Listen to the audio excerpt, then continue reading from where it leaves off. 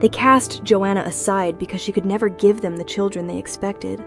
But fate had something far more unexpected waiting for her. Working as a lowly provisions clerk in Blackmir Keep, she never imagined that one desperate cry would lead her into the forbidden tunnels beneath the palace, where 4 royal pups were hiding from the world. Their father, Alpha King Lancelot Blackmir, should have seen Joanna as nothing more than a servant who crossed a dangerous boundary.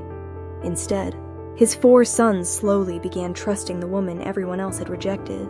Joanna's kindness draws her deeper into the royal family, while an ancient secret beneath the palace reveals that the princes may be in greater danger than anyone realizes. And when Joanna discovers that someone powerful has been rewriting the royal bloodline for decades, she must uncover the truth before the same fate reaches Lancelot's sons and herself. The youngest royal pup was bleeding when Joanna Miller stepped into the tunnel. No servant in Blackmir was allowed to enter. "Joanna, stop!" Guard Thomas Reed's warning echoed behind her, but 6-year-old Finn screamed again somewhere beyond the darkness. That decided it. Joanna lifted the maintenance lantern and squeezed through the half-open iron grate. "This will look terrible on my employment record," she muttered. Cold air crawled across her face. The old wolf tunnels had been condemned years ago after part of the Western Foundation collapsed. Servants whispered that the passages were cursed. Engineers called them unstable. Joanna preferred the engineer's explanation. Unfortunately, 4 sets of muddy footprints had disappeared into them less than 10 minutes earlier, and those footprints belonged to the Alpha King's sons. Joanna moved carefully through the narrow corridor. Prince Lucian? No answer. Rowan? Ellis? A faint growl answered instead. Then she found them. The tunnel opened into a stone chamber hidden beneath the palace. 4 ancient cradles stood beneath rotting curtains. Dust covered the floor. Old silver moons had been painted across the ceiling, their faces nearly erased by time. And in the center of the room, 12-year-old Lucian stood in front of his younger brothers with golden eyes and partially shifted claws. "Don't come closer!" Joanna stopped immediately. Behind him, Finn sat on the floor beside an overturned cradle. Blood ran down his palm. Rowan held his shoulder while 8-year-old Ellis looked close to tears. Joanna slowly lowered the lantern. "All right." Lucian stared at her. "You're leaving?" "No." His expression hardened. Joanna sat on the floor several feet away. "But I'm not coming closer unless he wants me to." Finn looked at her. His breathing trembled. Joanna noticed the bloody nail sticking from the broken cradle. She also noticed what the boy had been trying to reach. A folded paper lay trapped beneath the wood. "That hand needs wrapping," she said softly. Finn pulled it against his chest. Joanna tore a strip from her sleeve. "May I?" For several seconds. Nobody moved. Then Finn slowly extended his hand. That was how Alpha King Lancelot Blackmir found them. Boots thundered through the tunnel. Royal guards entered first. Lancelot followed. Tall, broad-shouldered, black coat thrown over an unfinished council uniform. His face changed when he saw blood. "Finn." The child flinched. Joanna immediately stood. Lancelot's golden eyes snapped toward her. "What are you doing here?" Before Joanna could answer, 2 guards moved forward. Lucian growled. Rowan stepped beside him. Ellis grabbed Joanna's skirt, and little Finn moved directly behind her. The entire chamber went still. 4 royal princes had placed a low-born stranger between themselves and their father's guards. Lancelot stared at his sons, then at Joanna. His expression became unreadable. Finn suddenly tugged her sleeve. The paper. Joanna looked down. She carefully pulled the folded sheet from beneath the cradle. The parchment was old. The royal seal was faded. 3 words had been written across the top. Unsuitable for succession. Lancelot took it. Then Joanna noticed something worse. 4 names had been carved into the cradles. Everyone had been violently scratched away. But across the bottom of the old document, beneath 34 years of dust, someone had written one fresh name in black ink, Finn Blackmir. For several seconds, No one in the buried nursery moved. Alpha King Lancelot Blackmir stared at the name written beneath the old succession order. Finn Blackmir, his youngest son. Fresh ink. Ancient law. Someone had brought the past into the present. Lancelot folded the paper once and slipped it inside his coat. Everyone out. The guards obeyed immediately. Joanna expected the princes to follow. They did not. Finn still stood partly behind her, one small hand wrapped in the strip of cloth torn from her sleeve. Lucian watched his father carefully. Rowan looked toward the 4 damaged cradles. Ellis whispered, "Are we in trouble?" Lancelot's expression changed, only slightly, but Joanna saw it. No, the answer came too quickly. The boys heard that too. Lancelot lowered his voice. "You should not have entered these tunnels." Lucian lifted his chin. Then why was Finn's name here? Silence settled over the room. Lancelot looked at his oldest son. I don't know. For a king, Joanna thought. Those 3 words probably cost more than most battles. A guard cleared his throat. "Your Majesty, the engineers are waiting." Lancelot nodded. Then his eyes returned to Joanna. "You will come with me." Joanna swallowed. Of course. She looked down at her torn sleeve. This has been a remarkably productive first month of employment. Ellis almost smiled. Lucian did not. Not yet. The interrogation took place in a small records chamber above the servants' level, rather than the throne room. Joanna appreciated that. It suggested Lancelot wanted answers more than spectacle. A Chancellor Malrek Vane was already waiting when they arrived. He was tall despite his age, silver-haired, carefully dressed, and composed in the way powerful men often were when they had spent decades making other people nervous. His gaze moved over Joanna, not rudely, almost worse, dismissively. This is the woman. Lancelot removed the folded paper from his coat. She found them. Malrek's eyes stopped on the document for less than a heartbeat. Then he looked away too quickly. Joanna noticed Lancelot apparently did too. "Name," Malrek said. "Joanna Miller. Position. Junior Provisions Clerk. How long in Blackmir?" 32 days. Malrek glanced at the king. "A strange..." Joanna said nothing. Family? There it was. The question she had learned to hate. Joanna kept her hands folded. None in Blackmir. Children. Lancelot's eyes shifted toward Malrek. Joanna felt the old wound open anyway. No, Malrek waited. She knew what came next. It always came next. Widowed, yes. And no children from the marriage? No. His expression softened into something that looked almost like pity. Joanna preferred contempt. "At 43, he said. "I assume that possibility has passed." Lancelot's jaw tightened. Joanna answered before he could. "Yes." Malrek nodded slowly. "Then you have no family obligations here." The cruelty was elegant enough to hide inside politeness. Joanna met his eyes. "I have work obligations." A faint pause. Lancelot looked toward her, not with pity, with attention. That was different. Malrek continued. "You entered restricted royal tunnels. I entered after hearing a child scream. You disobeyed a guard. I did. You handled one of the king's sons only after he allowed me." Malrek's mouth tightened and somehow discovered a document concerning royal succession. Joanna glanced at Lancelot. "I didn't discover it. Excuse me?" Prince Finn did. The room went quiet. Joanna continued carefully. "He injured his hand trying to pull it from beneath the cradle." Lancelot's gaze sharpened. Malrek leaned back. "Children misunderstand things. Of course."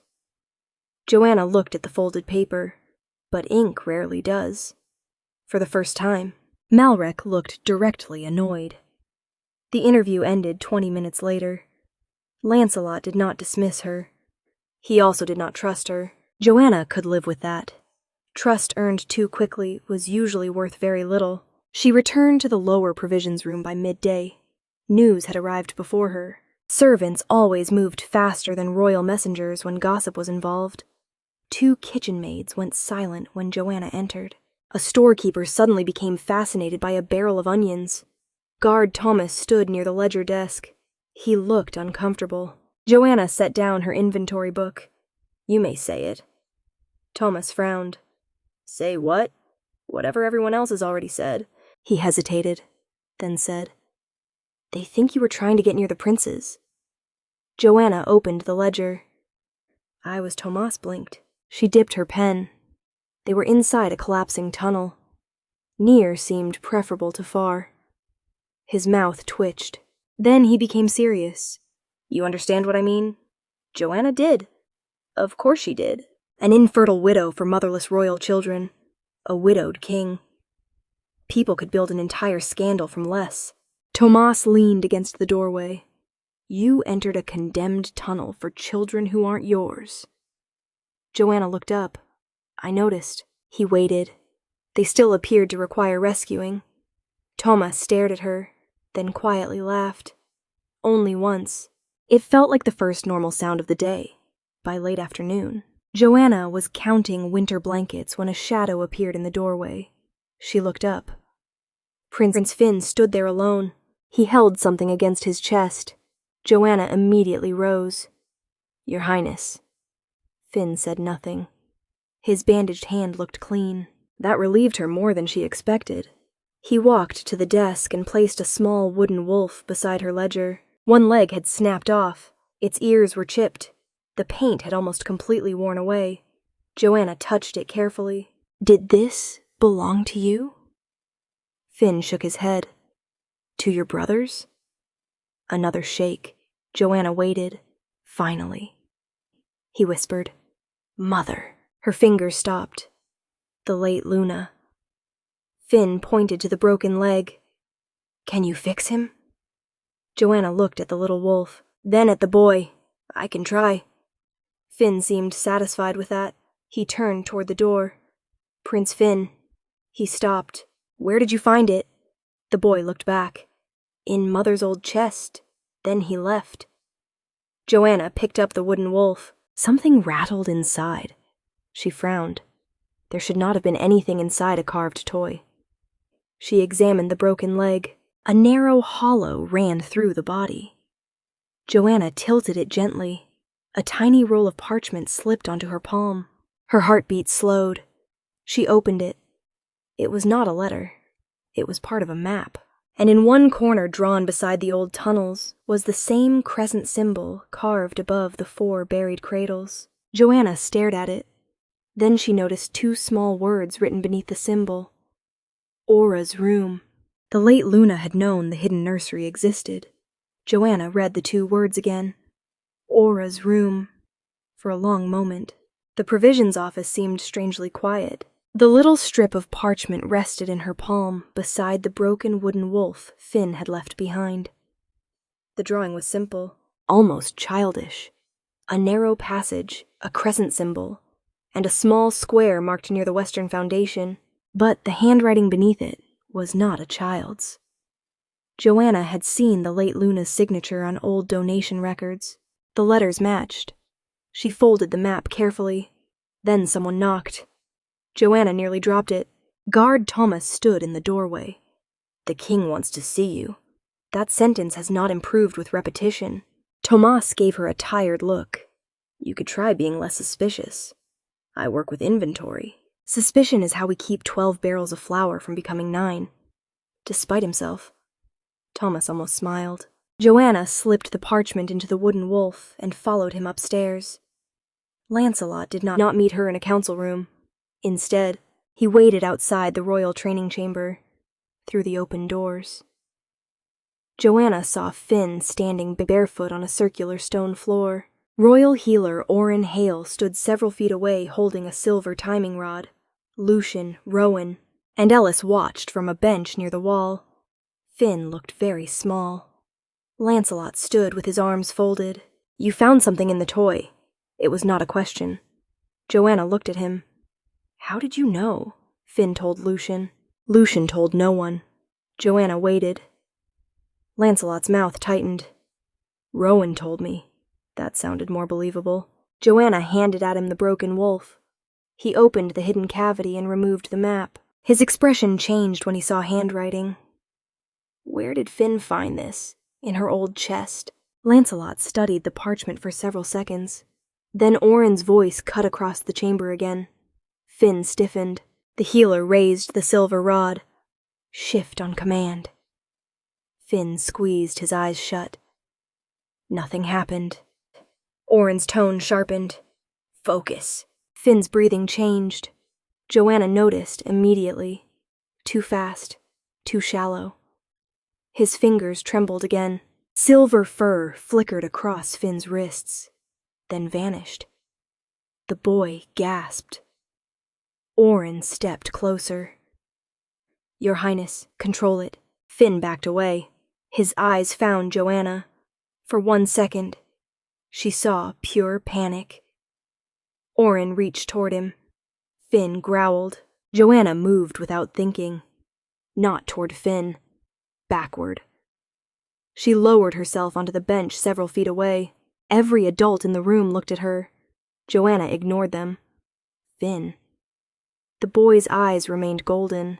You don't have to come over here. His breathing stuttered. Orin frowned. This is a medical assessment. Joanna kept her gaze on Finn. I know.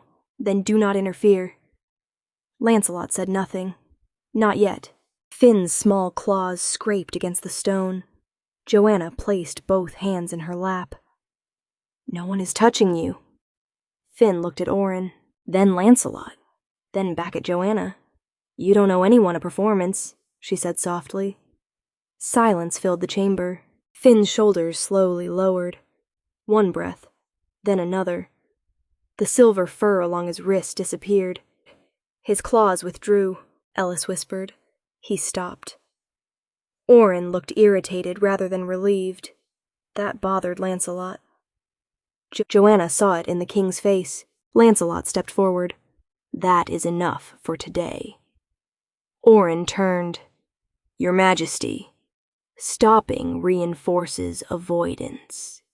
He is 6. He is a royal alpha heir. He is still 6. The healer lowered the silver rod. Finn crossed the room and sat beside Joanna. He did not touch her. He simply sat close enough that their sleeves nearly met. Lancelot watched. Not Joanna. His son. That evening. Lancelot summoned Joanna to his private study. A single medical file lay open on the desk. He pointed to one line. Joanna read it. Patient displayed no significant anxiety during controlled transformation exercises. Lancelot's voice was very quiet. This report was written 6 days ago. Joanna looked toward him. You saw what happened today? Yes. And you believe today was unusual? Joanna thought carefully. No. His eyes sharpened. Why? Finn knew exactly what to fear before Orin Hale touched him. Lancelot looked back at the report. Something in his expression hardened. He had spent years trusting written records because records did not hesitate, flatter, or lie to his face. But someone had written this one. Lancelot closed the file. Why does he listen to you? Joanna blinked. He doesn't. Lancelot frowned. He allowed you to calm him. I gave him fewer orders, for the first time. Something almost amused moved through Lancelot's eyes. Almost. Then a knock sounded. Captain Garin entered, carrying a leather folder. Your Majesty. Lancelot turned. The complete medical archive. Garin hesitated. That is the problem. He placed the folder on the desk. Lancelot opened it. Several reports were bound neatly together, but the first section was missing. The numbering began with Volume 2. Lancelot slowly raised his eyes. Where is Volume 1? Garin's jaw tightened. No one can find it. Joanna looked toward the map still lying beside Aura's wooden wolf. A hidden nursery. A frightened child. A false report. Now a missing medical record. Lancelot stared at the empty place where the first volume should have been. And for the first time, his suspicion was no longer fixed on Joanna. It had begun turning toward the people closest to his throne. The missing medical volume changed the air inside Blackmir Keep. Nothing dramatic happened the next morning. No bells rang. No guards stormed the halls.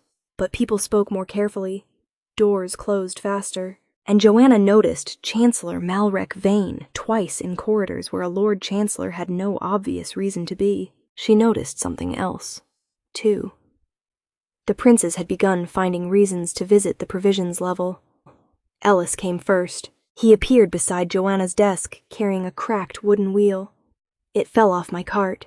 Joanna examined it. Did the cart fall? Ellis hesitated. Possibly from a table. Another pause. A balcony. Joanna slowly looked at him. Ellis smiled. It was a very educational fall. Joanna sighed. Royal education appears expensive. The next day, Rowan arrived with a book whose spine had split. Finn came with him, holding the repaired wooden wolf against his chest. Lucien did not come. Joanna understood. Trust should not arrive simply because 3 brothers had found it convenient. She repaired the book. She fixed the cart. She never asked why they came back. And she never asked them what they remembered about the buried nursery. That mattered more than she knew. 2 days later, Blackmir received Lady Celeste Arwen. The council had presented her as a possible Crown Luna guardian. Not a wife. Not officially. The distinction seemed very important to everyone except the 4 boys. Celeste was elegant, calm, and perfectly trained. She brought books for Lucien, a carved strategy board for Rowan, sweet cakes for Ellis, and a silver wolf brooch for Finn. Finn would not touch it. Joanna knew none of this until a palace maid came running into the provisions room. Miss Miller. Joanna looked up. It's Prince Finn. Her stomach tightened. What happened? He won't shift back. Joanna was moving before the girl finished. Then she stopped. She had no authority to enter the royal nursery. Has the king been called? Yes. Then I stay here. The maid stared at her. But he asked for you. Joanna's hands went still. He asked. The maid nodded. That changed things. By the time Joanna reached the royal sitting room, Lancelot was already there. So was Oren Hale. Finn crouched beside the fireplace, half shifted. Silver fur covered his arms and neck. His claws dug into the carpet. Celeste stood near the windows, pale but composed. I only told him that royal princes must learn to overcome childish fear. Lancelot's eyes hardened. Oren took 1 step toward Finn. The boy snarled. Stop, Lancelot said. Oren obeyed. Then Lancelot looked at Joanna. He did not order her forward. He asked, Can you help? Joanna looked at Finn only if he wants me here. Finn's eyes found hers. His breathing remained fast. Joanna sat on the floor far enough away, exactly as before. No one spoke for several seconds. Then she said quietly, That brooch is very ugly. Celeste blinked. Lancelot almost turned his head. Finn's ears twitched. Joanna continued, I'm sure it is extremely valuable. A tiny sound escaped Ellis, possibly a laugh. Celeste looked offended. Good. That meant everyone was breathing again. Finn slowly loosened his claws. Joanna did not reach toward him. You don't have to prove anything today. His shoulders lowered. Oren spoke carefully. He must eventually learn control. Joanna looked at him. Yes, then back at Finn. But frightened people rarely learn well while everyone watches. Lancelot's gaze shifted to Oren. That sentence stayed with him. Finn finally returned fully to human form. He looked exhausted. Joanna remained seated. She expected him to go to his father. Instead, Finn walked to her. He sat beside her knee. Celeste's expression changed. Not anger. Calculation. That worried Joanna. Oren stepped forward. We should continue the examination somewhere quieter. Finn immediately stiffened. Joanna started to move away. She did not want to become another reason for the boy to resist necessary care. But Finn suddenly stood. He moved in front of her. Small shoulders, bare feet, hands trembling. A 6-year-old prince placing himself between an adult woman and the royal healer. No, everyone froze. Oren stared at him. "Your Highness, she stays." Finn's voice shook. Then Rowan stepped beside him. Ellis followed. Joanna's chest tightened. Lucian remained near the doorway. For several long seconds. He said nothing. Joanna did not look at him. She refused to make his choice harder by waiting for it. Then Lucian crossed the room. He stopped beside his brothers. His eyes went to Lancelot. "She stays." The king looked at all four sons. Then at Joanna. Something in his face shifted. Not trust. Not yet. But the wall around it had cracked. Later that evening, Joanna returned to the provisions room and found Lucian waiting alone. He held a sealed envelope. Joanna stopped. "What is that?" "My mother's." Her breath caught. Lucian placed it on the desk. "I found it after she died. You should give this to your father. I tried once. What happened?" Lucian looked away. "Chancellor Malrek Vane said father had enough grief." Joanna's blood went cold. She did not touch the envelope immediately. "Why give it to me?" Lucian's jaw tightened. "Because you don't tell us what we remember." That hurt more than Joanna expected. She opened the seal. The late Luna's handwriting crossed the first page. The first line made Joanna stop breathing. "If anything happens to me, do not let the council decide what our sons are allowed to become." And beneath it was one name, Malrek Vane. Joanna read the letter twice before she trusted herself to speak. "If anything happens to me, do not let the council decide what our sons are allowed to become." And beneath that warning, written in the late Luna's steady hand, was the name Joanna had already begun to fear. Malrek Vane. Lucian stood across from her desk. He looked older than 12 in that moment. Not because of his height, because children changed when they carried secrets too long. "Did your mother ever explain this?" Joanna asked. Lucian shook his head. She stopped talking about the council near the end. "Why?" She said father had enough enemies outside the walls.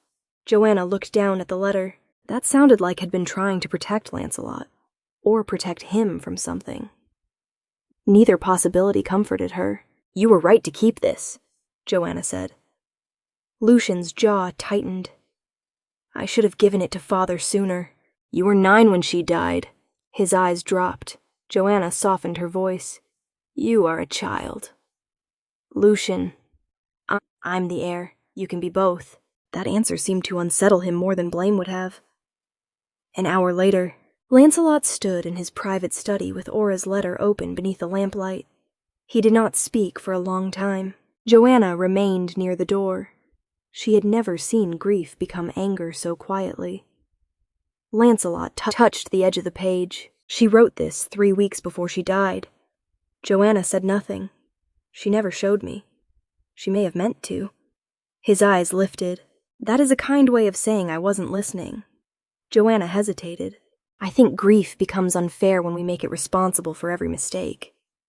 Lancelot looked at her. "And what should be responsible?" "People." The answer landed between them. Lancelot folded the letter carefully. "Tomorrow we search the old records." The next morning, Joanna returned to what she understood best. Numbers. The palace archive could hide letters. Stone was more difficult. She pulled the old cellar ledgers from the provisions shelves and spread them across a long table. Tomas watched her turn page after page. "You think food inventories will solve royal treason?" "No. Good, I think bricks might." He stared at her. Joanna ran one finger down a faded list. The official palace history claimed the buried nursery had burned 34 years earlier. But 2 years after that date, the crown had purchased 600 black foundation bricks, 12 barrels of mortar, and 4 iron ventilation grates for the western lower level. Tomas leaned closer. That could be repairs. It could. Joanna turned the page. The delivery destination had been altered. The original ink beneath the correction was still visible. West Nursery Foundation. Tomas stopped smiling. Joanna closed the ledger. Someone had not destroyed the room. Someone had sealed it. By noon. She was standing beside Lancelot in the restricted archive. Malrek had not been informed. Lancelot wanted it that way. Captain Garin opened the Royal Index, succession records 34 years ago. The clerk searched the shelf. Volume 71, then Volume 73, nothing between them. Lancelot's expression hardened. "Where is 72? The clerk went pale. "I don't know. Your Majesty, who controls restricted transfers?" The man swallowed. "The Chancellor's office." Silence followed. Joanna looked toward Lancelot. He no longer looked confused. He looked careful. Dangerously careful. Footsteps approached outside. Malrek entered without knocking. His silver eyes moved from Lancelot to Joanna, then to the open index. "Your Majesty." Lancelot did not turn. "We are missing a volume." Malrek's face barely changed. That record was destroyed decades ago. Joanna felt the room tighten. Lancelot slowly looked at him. "What record?" Malrek paused. Only once. But once was enough. "The succession volume," he said. Lancelot's voice dropped. "I did not say which volume was missing." No one moved. Malrek recovered quickly, I assumed from the shelf. Joanna glanced at the index. The shelf numbers were not visible from the doorway. Malrek followed her eyes. He knew she had noticed. Lancelot closed the ledger. "You may go, Chancellor." Malrek remained still.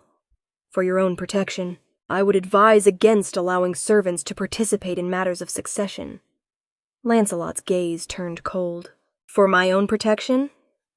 Malrek bowed for the crowns. Then he left. That evening, Lancelot ordered the buried nursery reopened under guard. Garin went with the archivists. The 4 cradles remained where they had been. Dust, scratched wood, old silence. But now Joanna knew what to look for. She knelt beside the first cradle and ran her fingers across the damaged carving. The scratched wood was uneven, deliberate. She lifted a thin layer of loose splinters.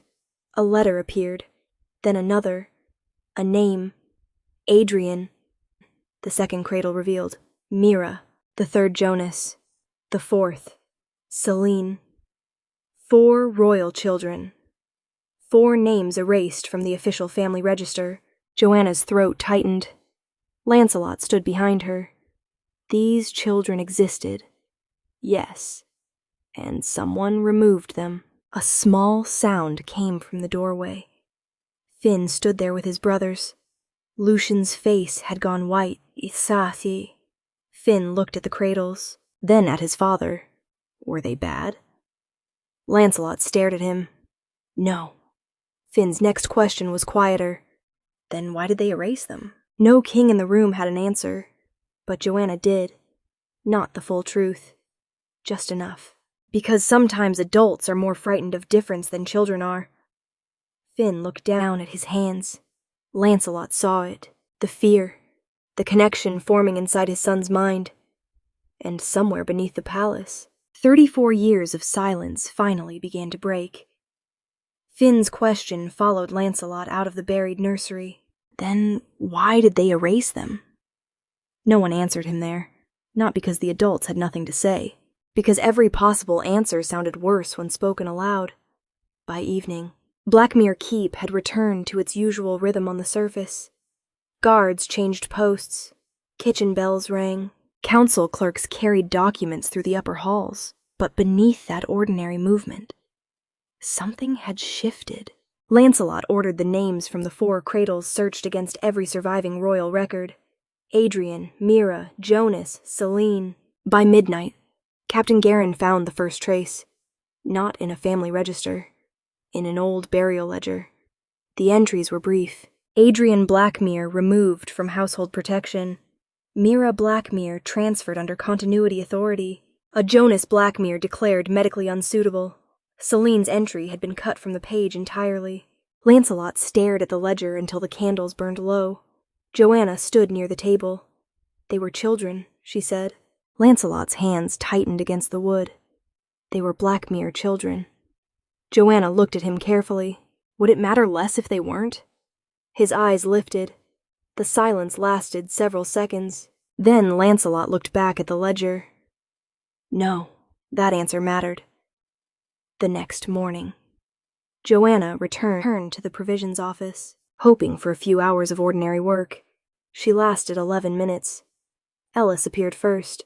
He carried 2 apples and looked deeply offended by one of them. This one is bruised. Joanna continued writing. A national tragedy. I thought you fix things. I repair hinges and toys. I have limits. Ellis considered the apple. Father doesn't. Joanna glanced up. Ellis lowered his voice. He thinks he doesn't. Before Joanna could answer, Rowan entered. His expression was serious. Finn is missing. Joanna stood immediately. Again? He's not in the tunnels. That is comforting in a very limited way. They found him behind the old west staircase, sitting between 2 storage chests. His knees were pulled against his chest. Lucian stood nearby, trying unsuccessfully to persuade him to come out. Joanna crouched several feet away. Finn? No answer. She did not move closer. What happened? Lucian's face hardened. 2 servants were talking. Rowan finished for him. About replacement heirs. Joanna felt cold. Finn finally spoke. If I never shift right, does father need another boy? No one moved. Joanna looked at Lucian. For once. The oldest prince had no answer. Finn looked at her. Do they get another one? Joanna's throat tightened. There were moments when adults could hide behind careful language. This was not one of them. She sat on the floor. A child is not a chair. Finn. He blinked. Joanna continued softly. You don't replace him because someone thinks another one would look better in the room. Finn stared at her. What if the chair is broken? Joanna's eyes burned. You're not broken. Footsteps sounded behind them. Lancelot stood at the end of the corridor. He had heard enough. Finn saw him and immediately looked down. That hurt Lancelot more than the question. He crossed the corridor slowly and knelt. Not as king, as Father Finn. The boy's fingers tightened around his sleeves. Will you need another son? Lancelot went completely still. No. Finn looked up. What if I don't shift? No, what if the council says no? Lancelot's voice cracked slightly. He studied it. You are my son before you are anyone's heir. Finn's lower lip trembled. Lancelot held out one hand. He did not pull the boy closer. He waited. Finn stared at his father's hand for several seconds, then crawled out from between the chests and took it. Lancelot closed his fingers around the small hand carefully. Joanna looked away. Some moments belong to families before they belong to kingdoms.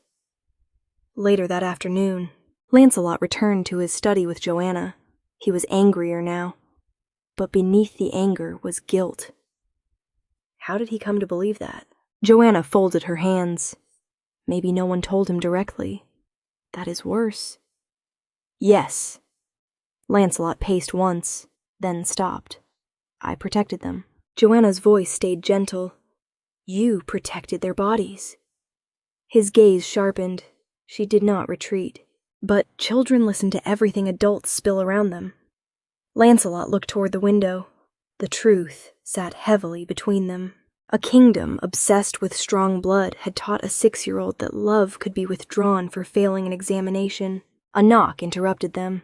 Captain Garin entered carrying a thin personnel file. I found Chancellor Malrek Vane's early service record. Lancelot opened it. Malrek Vane had entered royal service 34 years earlier. Age 32, junior clerk, department. Royal succession records. Lancelot's expression changed. Garin pointed lower on the page. There's more. Malrek's assigned case number matched the mark found on the buried nursery ledger. Joanna stopped breathing. Lancelot read the line again, then once more. The man now responsible for judging Finn's fitness had helped process the records of 4 royal children erased decades earlier. Lancelot slowly closed the file. For the first time, suspicion had become something harder. Not proof. Not yet. But shape. And the shape was beginning to look very much like Chancellor Malrek Vane. Lancelot did not sleep that night. Malrek Vane's service record remained open on the desk until the fire burned down to embers. 34 years earlier, Malrek had been a junior clerk in royal succession records. 34 years earlier. 4 royal children had been erased. Now the same man was helping decide whether Finn Blackmir was fit to remain in the line of succession. It was no longer a coincidence. Lancelot could ignore, but it was still not enough to arrest the Lord Chancellor. Not yet. By morning, Joanna found Lancelot waiting outside the provisions office. She stopped with a stack of inventory sheets in her arms. "Your Majesty, I need to speak with you." Joanna glanced at the papers. My turnips were expecting me. Lancelot looked at her. She looked back for the first time. The corner of his mouth moved.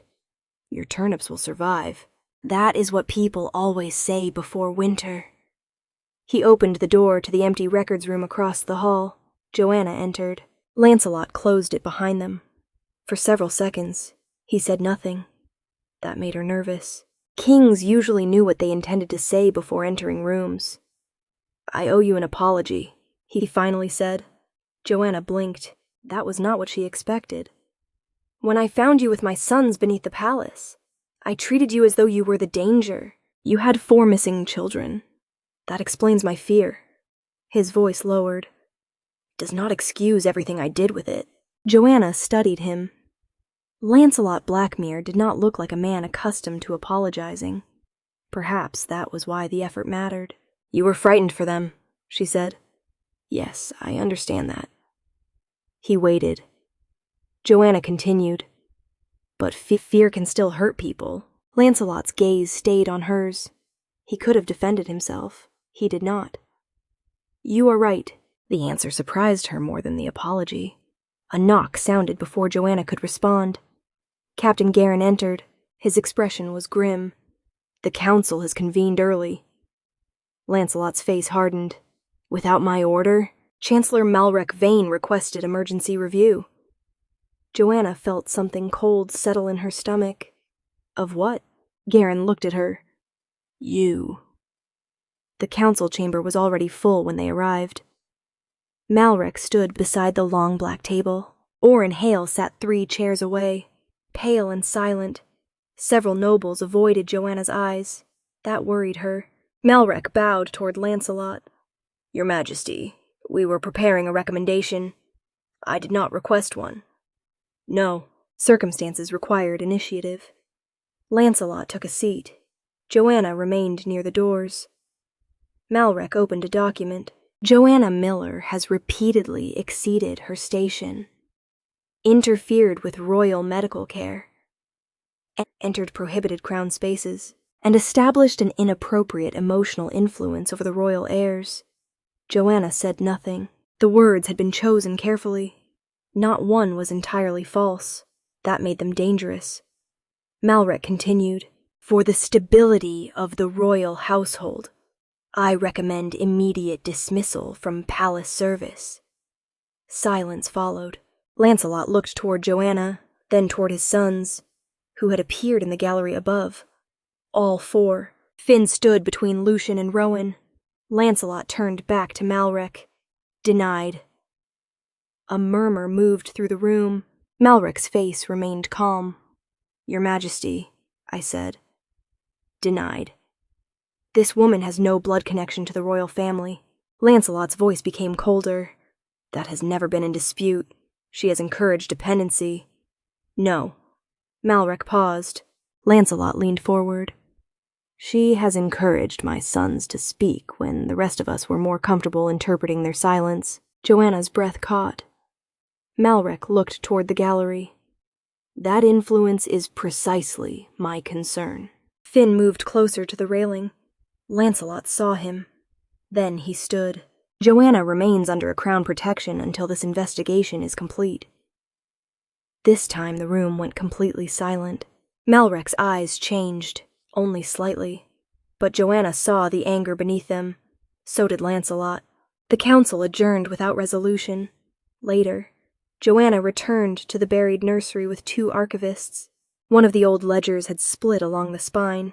She sat beside a work table, repairing the binding with thread when the needle slipped. Oh, a bright line of blood appeared across her palm. Before she could reach for cloth, another hand placed a folded linen beside her. Lancelot Joanna looked up. You are becoming difficult to avoid. I have a palace. That does give you an unfair advantage. He held the lamp while she wrapped her hand. Neither spoke. The silence was different now. Not suspicious. Not uncomfortable. Warm. Somehow. Lancelot's eyes lingered on her bandaged palm. You should rest. So should kings. I have been told. Did you listen? No. Then I see no reason to begin a dangerous new tradition. A soft sound escaped him. Almost laughter. Joanna smiled despite herself. Then running footsteps shattered the moment. Captain Garin appeared at the entrance. Your Majesty?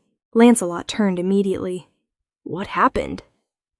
One of the Western guards found the tunnel gate open. Joanna stood. The nursery? Garin nodded. Someone entered after midnight. Lancelot's expression changed. Is anything missing? We don't know yet. Then a second guard appeared behind Garin. His face was pale. There's smoke below the Western Foundation. Joanna stopped breathing. Lancelot looked toward the dark tunnel. The old nursery was not merely being searched anymore. Someone was trying to make sure its secrets did not survive the night. Smoke rolled out of the western tunnel before anyone reached the lower stairs. Joanna smelled burning parchment first. Not wood, not oil. Paper. Someone was not trying to destroy the palace. They were trying to destroy memory. Lancelot moved ahead of the guards. Seal the upper corridor. Captain Garin shouted orders. 2 men ran for water. Another headed toward the engineers. Joanna stared toward the black smoke gathering beneath the stone arch. The nursery. Lancelot turned sharply. You are not going in. There is another way. His expression hardened. What? Joanna pointed toward the provisions corridor. The old ventilation shaft. Garin looked at her. That passage was sealed partially. Joanna was already moving. The inventory maps show a service channel beside the winter cistern. Lancelot caught her arm, not roughly, but firmly. Joanna. She looked at his hand, then at him. If the records burn, Malrek wins. I am not trading your life for paper. Her voice softened. Then don't. She pulled free and pointed toward Garin. Send guards through the shaft. Lancelot stared at her for 1 second, then nodded. Do it. Within minutes. Garin and 3 guards entered through the narrow service channel, while Joanna remained beside the cistern, guiding them from memory. The fire had been set carefully. Oil soaked the shelves. Flames climbed the western wall. But the old stone nursery itself was not collapsing. That mattered. Someone knew exactly what would burn.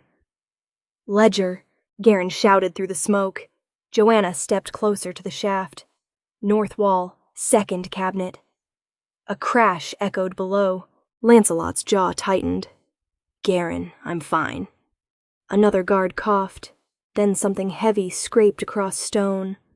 One by one, charred boxes began passing through the service opening. Joanna pulled them away from the heat. Old birth records, medical assessments, council seals. Then Garin emerged, carrying the largest ledger against his chest. Its leather cover had blackened, but the pages remained. Lancelot took it. Joanna opened the front section carefully. A signature appeared beneath an old continuity order. Malrek Vane, junior succession clerk. No one spoke. They finally had more than suspicion. They had his name attached to the system. By sunrise, the fire was out. The nursery survived. So, did enough evidence to make someone desperate? Joanna discovered how desperate. Before breakfast, 6 council guards entered the provisions room. Their captain carried a sealed order. Joanna Miller. She slowly set down her pen. That tone rarely improves a morning. No one smiled. The captain unfolded the document. By authority of the Lord Chancellor, you are detained pending investigation into theft of restricted crown material and unlawful destruction of royal records. Joanna stared at him. Destruction? You were present at the fire. So were 20 guards. You had access to the service route. There it was. Malrec had turned the very reason the evidence survived into proof against her. Thomas stepped between Joanna and the council guards. She was with us. The captain's expression stayed cold. Move. Thomas did not. Joanna touched his sleeve. Don't. He looked at her. If they want to fight, she said quietly, let them explain why they need one. She held out her hands.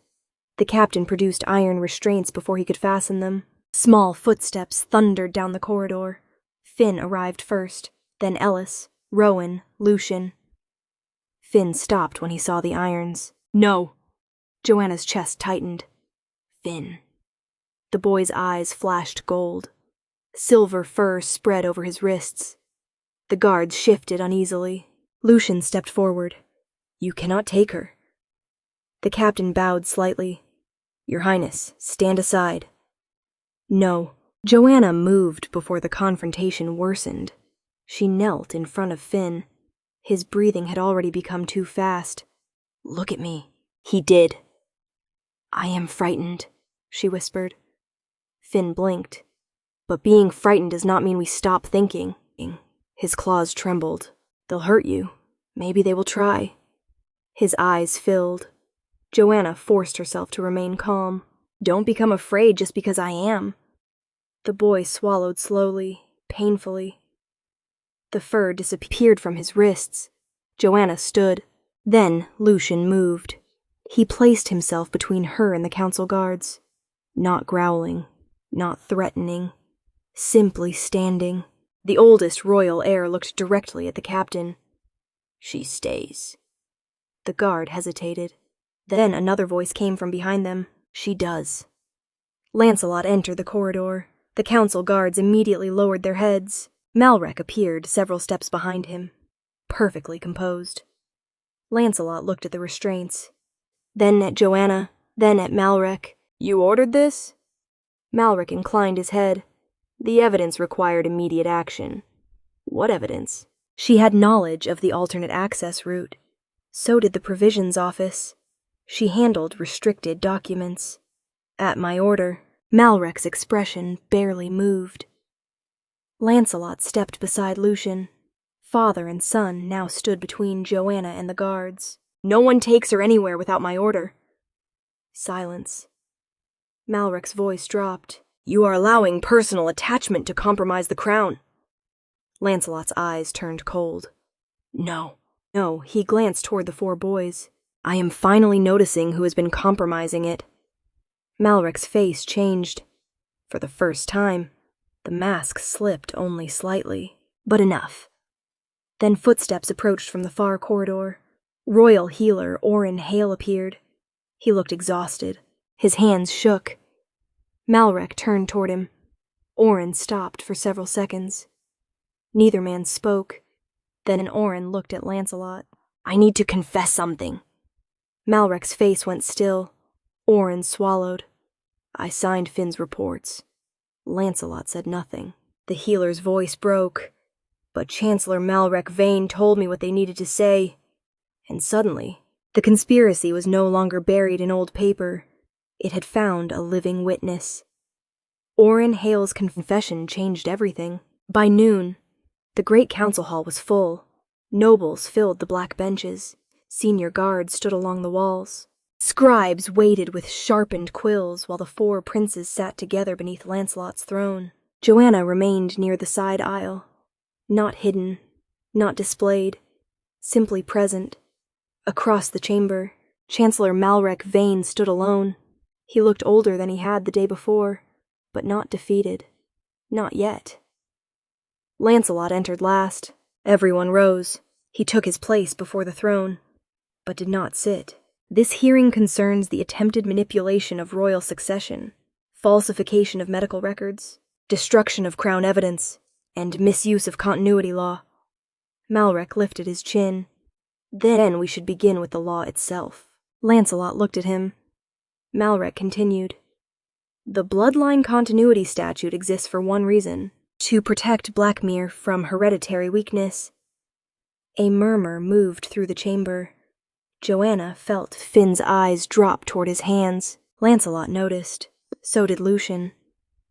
The oldest prince quietly reached over and covered Finn's fingers with his own. Malrek turned toward the council.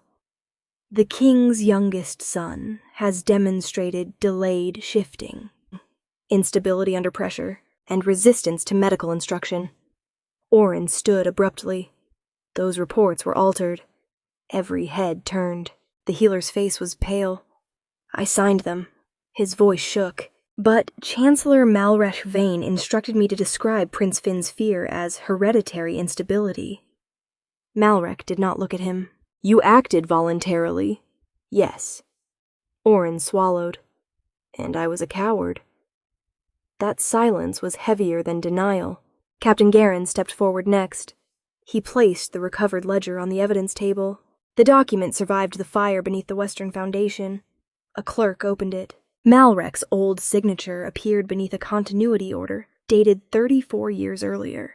Then came the names Adrian Blackmir, Mira Blackmir, Jonas Blackmir, Celine Blackmir, 4 royal children removed from official history. Lancelot's voice remained controlled. Were you assigned to these cases?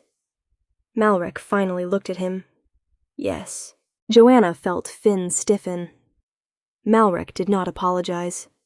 We preserved the strength of the crown. Something changed in Lancelot's face. Not surprise, understanding. Malrek continued. Your ancestors knew what modern sentiment refuses to accept. A royal bloodline cannot survive if weakness is protected simply because weakness is loved. A sound came from the prince's bench. Ellis had stopped breathing evenly. Rowan stared at Malrek with open hatred. Lucian's expression became frighteningly calm. Finn only looked confused. That was somehow worse. Lancelot stepped down from the dais. You wrote Finn's name on the old order. Malrek paused. Yes. The chamber erupted. Lancelot raised one hand. Silence returned. Why? Malrek's eyes moved toward the 4 boys. Because someone had to prepare for what you refused to see. Joanna felt sick. Malrek spoke more firmly now.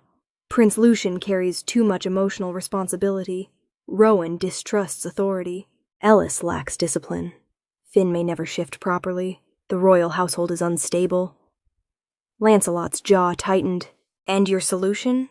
The law provides one. Malrek looked toward the council. If no approved Luna household is established before Lucian reaches 13, and the direct heirs are declared compromised, the council may appoint a blood regent. There it was. The motive. House Vane would take control without raising a sword. Lancelot looked at Malrek. Your son. Malrek said nothing. That was answer enough. Joanna glanced toward the nobles. Some looked horrified. Others looked ashamed. A few looked frightened because Malrek had not created the system alone. He had only learned how to use what generations before him had built. Lancelot turned toward the evidence table. Aura's letter lay beside the burned ledger. He picked it up. For several seconds. He simply held it. Then he looked at his sons. Finn met his eyes. Lancelot's voice softened. Come here. All 4 boys approached. Not as heirs, as children. Lancelot stood before the council with his sons beside him. Malrek spoke again. Your Majesty, emotion cannot replace law. Lancelot looked at him. No. His hand settled on Finn's shoulder. But law should never replace humanity. The chamber went still. Malrek's face tightened. Lancelot turned toward the assembled council. I could ask you to make an exception for my sons. Several nobles shifted. I could prove Finn is healthy. I could prove Lucian is capable. I could force each boy to stand before you and demonstrate why he deserves to remain in the line. Joanna's throat tightened. Lancelot looked down at Finn. I will not. Malrek stared. Lancelot's voice grew stronger. Because the question itself is corrupt. No one moved. If my crown requires me to decide which of my sons deserves to remain my son, then the law is unworthy of the crown. A stunned breath moved through the hall. Lancelot turned to the chief scribe. Record this. The man straightened. By royal decree and council review, the bloodline continuity statute is abolished. Malrek went pale. You cannot destroy centuries of tradition in one afternoon. Lancelot faced him. I can end cruelty in one. The guards moved. This time when they approached Malrek, no one stood between them. Lancelot stripped him of title, office, property, and hereditary privilege pending final sentencing. Malrek said nothing as the guards took him away. His power ended not with battle, but with a king refusing to inherit his fear. Hours later, the hall emptied. Joanna returned quietly to her room. She folded 2 dresses into her old trunk. Then came a knock. Lancelot stood in the doorway. His gaze moved from her face to the packed bag. You are leaving. Joanna rested one hand on the trunk. The danger is over.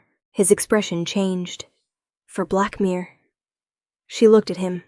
He stepped inside. No. His voice became quieter. For you. Joanna said nothing. Lancelot looked toward the bag again, then back at her. Stay. Her heart tightened. She forced herself to ask the only question that mattered. As what? Lancelot stood in Joanna's doorway for a long moment after she asked the question. As what? The room was small, one narrow bed, one wooden chair, one trunk with its lid still open. Joanna had arrived at Blackmir with almost nothing. Now, after helping save 4 princes and exposing a conspiracy buried beneath the kingdom, she was preparing to leave with almost nothing again. Lancelot looked at the folded dresses inside the trunk, then at her. As yourself. Joanna did not move. He stepped farther into the room, not as a replacement for Aura. Her expression softened, but only slightly. Not because my sons need someone to fill an empty chair. He paused. And not because the council thinks a king should have a Luna beside him. Joanna folded her arms gently. That is an unusually careful answer. I have made enough careless ones. That almost made her smile. Almost. Lancelot continued. I want you to stay, because when everyone else saw heirs, you saw frightened children. His voice lowered. When I saw a possible threat, you saw 4 boys who needed someone to listen. Joanna looked away. You do not owe me gratitude forever. I know. You do not owe me a title. I know. And your sons do not owe me love because I helped them. I know that. 2. Joanna looked back at him. There was no crown on his head now, no council robe, no guards behind him. For the first time, he looked less like the Alpha King of Blackmir and more like a tired father asking someone not to disappear. Lancelot took one slow breath. I am asking you to stay because your presence has changed this place. Joanna's throat tightened. That sounds dangerously close to praise. I was warned you react badly to it. By whom? Ellis. She closed her eyes briefly. Of course. Lancelot finally smiled. A real one. Small, tired, but real. Joanna looked at the trunk, then slowly removed the dress she had packed last. I can stay. Lancelot did not move closer. He did not touch her. He only nodded. For now. For as long as staying still feels like a choice. His expression softened. That is fair. Months passed. The buried nursery was not sealed again. Lancelot ordered it restored, but not polished into something beautiful enough to erase what had happened there. The scratched names remained visible. Adrian, Mira, Jonas, Celine. A plaque was placed beneath them. Not as failed heirs, as children of Blackmir. The room became part memorial, part refuge, and part lesson. No child would ever again disappear from the kingdom's history because someone powerful found them inconvenient. Royal medical law changed, too. Children could no longer be forced through shift examinations without an independent healer present. Orin Hale lost his royal appointment and testified before the medical council. Malrek Vane was stripped of title, property, and succession privilege. He spent the remainder of his life under crown confinement. Lancelot did not celebrate. Justice was necessary, but revenge was not healing. Joanna remained in the provisions office for another 6 months. She refused 3 promotions. The 4th offer finally made sense. Lancelot created a new position, Royal Advocate for Household Welfare. Joanna read the document twice. This sounds suspiciously important. It is. I preferred turnips. No, you didn't. She smiled. That is unfortunately true. The boys changed too. Lucian stopped trying to parent everyone. Rowan began arguing with teachers openly instead of secretly. Ellis developed an alarming talent for finding pastries during formal meetings, and Finn stopped being forced to shift. No countdown, no examination circle, no silver timing rod. Then one winter morning it happened. Joanna stood near the southern courtyard, while snow drifted between the stone arches. Finn was chasing Ellis with a wooden sword. Rowan shouted something unhelpful. Lucian pretended not to be involved. Finn slipped. He laughed. Then silver fur rushed across his body.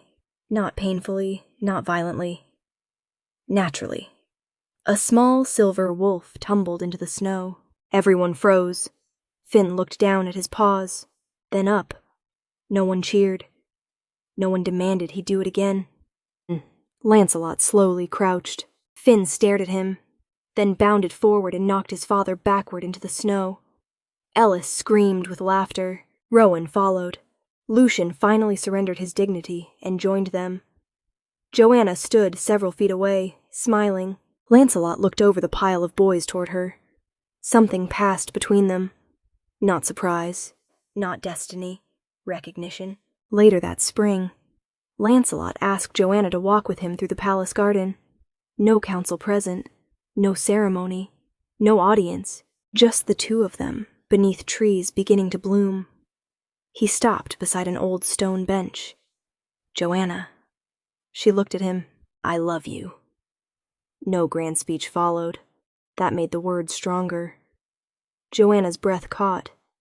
Lancelot continued quietly. I do not need you to give Blackmir another heir. Her eyes filled. I do not need you to become someone else's idea of a Luna. He reached for her hand. This time she let him take it. I only want to know whether you might choose me, too.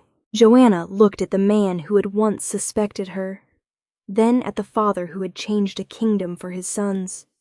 Yes, months later, when Joanna became Luna of Blackmir, no one announced that the kingdom had finally found a woman worthy of continuing the bloodline. Lancelot forbade that language. Instead, the proclamation said something simpler. Blackmir had chosen a Luna who had already proven what kind of kingdom she believed children deserved. At the ceremony, Ellis leaned toward Joanna. Does this mean you have to attend every council dinner? Joanna looked horrified. Lancelot murmured, I was saving the worst part for later. She laughed. And for once, nothing inside Blackmir needed repairing. Not completely. Healing rarely worked that way, but the kingdom had learned how to stop throwing away what was wounded, and Joanna finally understood something her old family never had.